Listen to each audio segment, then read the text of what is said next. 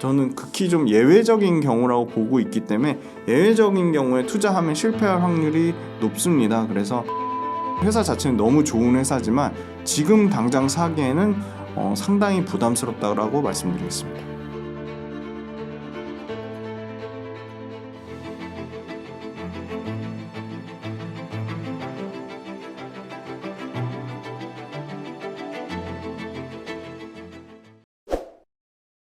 네, 에코프로 관련된 수주 관련돼서 제가 다시 한번 밸류에이션을 체크를 해보니까 에코프로비엠 같은 경우는 올해 퍼가 지금 네이버 금융 기준으로는 174배, 내년 PER 기준으로는 111배, 25년 PER 기준으로는 64.7배인데 요게 그 에코프로비엠 44조 수주 계획을 잘 뜯어보시면 사실은 그 뭐 논란이 있는 증권사하고 전혀 상관이 없는 NH투자증권이 좀 가장 합리적으로 그 추정을 해서 제 판단입니다. 이건 참고만 하시고요. 제가 봤을 때 NH투자증권 가장 좀 합리적으로 추론을 했는데 44조를 5분의 1 해서 5년 계약이니까 8조 8천억씩 꽂히는 게 정상인데 그건 전혀 아니고 그 리포트에 따르면 대략 24년도에 한 4조 5천억에서 한 5조, 25년도에 대략 뭐 6조 5천억에서 8조, 26년도에 뭐 9조에서 뭐 9조 5천억, 뭐 27년도에 뭐 10조에서 12조, 10조에서 뭐 11조 5천억, 28년도에 뭐 12조, 29년도에 뭐 15조 이렇게 계속 순차적으로 늘어난다고 보고 있기 때문에 그 부분이 이 만약에 네이버 금융에 반영되면 에코프로비엠 그 24년도보다는 25년도 PER에 훨씬 더 반영될 가능성이 높기 때문에 25년도 PER 기준으로는 저는 50배 밑으로 떨어질 거라고 보고 있고요. 24년도에 EPS 성장률이 57%, 25년도에 EPS 성장률이 72%인데 이것도 한 80에서 90%까지는 늘어날 가능성이 있어 보입니다. 그래서 에코프로비엠 관련돼서는 삼성 SDI가 지금 가장 그래도 셀 3사 중에는 어떻게 보면 가장 공격적으로 지금 진행을 하고 있기 때문에 추가 수주 나올지는 그건 아무도 모르죠. 하지만 삼성 SDI가 지금 진행하는 차종이 BMW라든지 그다음에 볼보라든지 아니면 최근에 현대차랑도 합작을 맺었거든요. 그래서 삼성 SDI의 가장 끈끈한 그 양극재 그 밸류체인 업체가 에코프로 BM이기 때문에 그 에코프로 BM이 삼성 SDI발 수주가 추가적으로 나올 가능성은 뭐 볼보, BMW, 뭐 혼다, 현대차 등은 충분히 저는 가능성이 있다고 보지만 그게 언제 나올지는 모르겠습니다. 그리고 44조 관련된 계약 관련돼서는 아까 말씀드린 대로 24년도에 뭐 대략 뭐 3조 5천억에서 5조, 25년도에 뭐 6조 5천억에서 8조, 26년도에서 8조 5천억에서 뭐 10조, 27년도에 10조 5천억에서 12조 계속 갈수록 늘어나는 구조이기 때문에 이게 실적 반영은 25년보다는 26년보다는 27년과 8년에 본격적으로 반영될 거라고 보고 있습니다.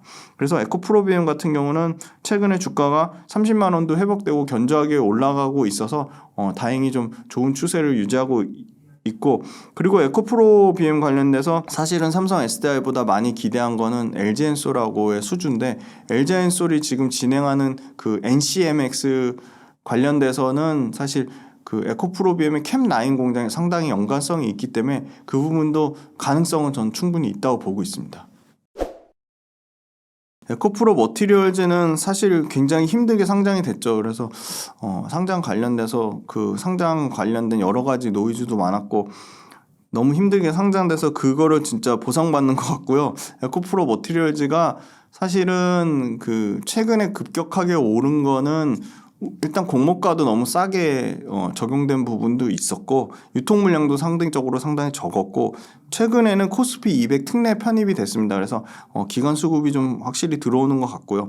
에코프로 머티리얼즈도 향후 3년에서 5년 내에 생산 캐파를 4배 이상 늘릴 가능성이 있고 시장에서 우려하는 것처럼 에코프로 그룹에만 너무 물량을 몰아주는 거 아니냐. 그게 부정적으로 보기보다는 그만큼 에코프로 물량을 쳐내기에도 바쁠 정도로 에코프로 물량이 많다는 거고요.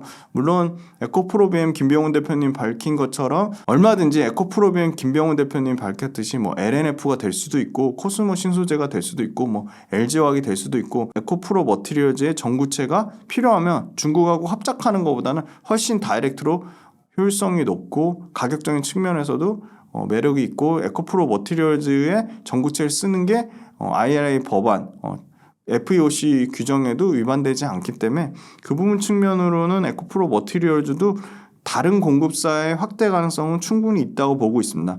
다만 이제 주가가 단기적으로 너무나 가파르게 지금 그 공모가 대비는 아마 한 4-5배, 5배 이상 올랐을 거예요. 그래서 지금 이렇게 급하게 오른 상황에서는 주가는 항상 상승 뒤에는 에코프로가 올해 들어서 막 10배 이상 올랐잖아요. 그건 저는 극히 좀 예외적인 경우라고 보고 있기 때문에 예외적인 경우에 투자하면 실패할 확률이 높습니다. 그래서 에코프로 머티리얼즈 회사 자체는 너무 좋은 회사지만 지금 당장 사기에는 상당히 부담스럽다고 말씀드리겠습니다.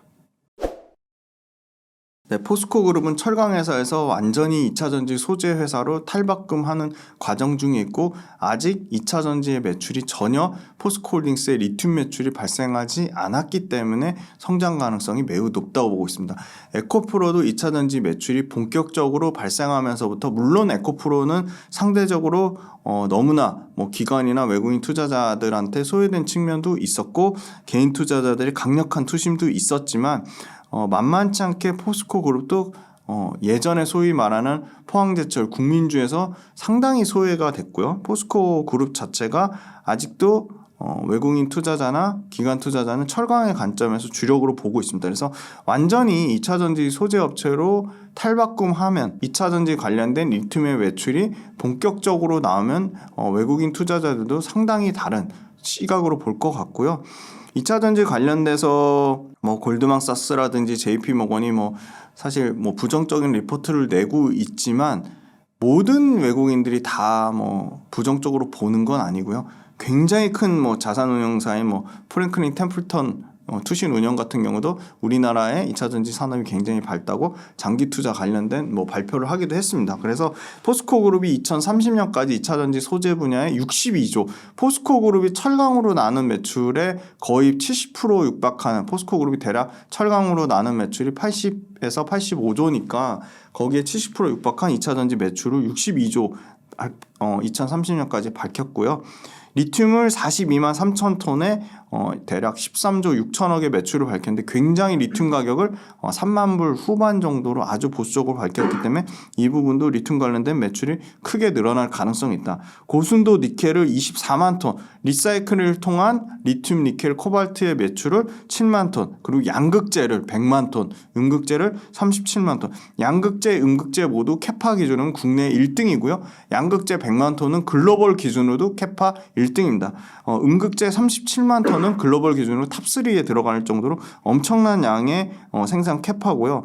그 다음에 리튬 관련된 매출이 당장 이제 드디어 광양에서 11월 달에 상업 생산이 시작됐고 25년도 상반기에는 그 아르헨티나 리튬이 매출로 반영이 됩니다. 그래서 올해 그 상업 생산한 리튬은 내년 하반기에 한 대략 1조 8천억에서 2조 정도 매출이 반영되지 않을까 그렇게 보고 있고요. 리튬을 그 배터리 소재 끝판왕이라고 부르는 이유 중에 하나는 리튬을 만드는 업체가 특히 리튬을 생산하는 업체가 굉장히 적기도 하지만 리튬 관련된 그 에비타 마진이 55%에 달할 정도로 엄청난 마진을 차지하고 있습니다. 그래서 당장 내년에 만약에 리튬 관련된 매출이 그 1조 8천억이 발생한다고 하면 에비타 마진이 한 9천억 정도 예상을 하고 있어서 상당히 기대감이 크고요. 그래서 24년도에 총 4만 3천 톤의 리튬 생산 체제를 구축할 거라고 보고 있습니다. 그리고 포스코 그룹은 지금의 밸류에이션을 보면 철강의 밸류에이션이 대략 국내 철강사들의 밸류에이션은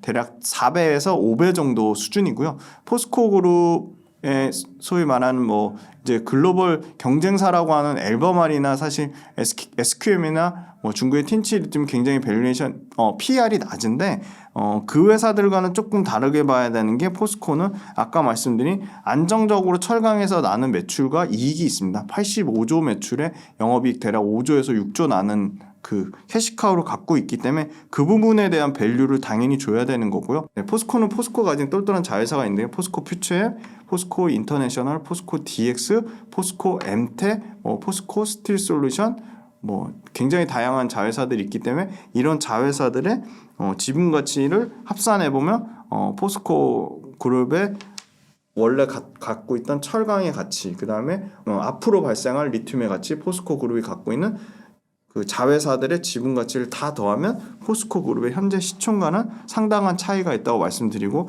지금 포스코는 외국인이나 기관의 그 시각으로 봤을 때는 2차 전지 회사가 아니라 지금 철강 회사로 보고 있다. 네, 그렇게 말씀드리겠습니다.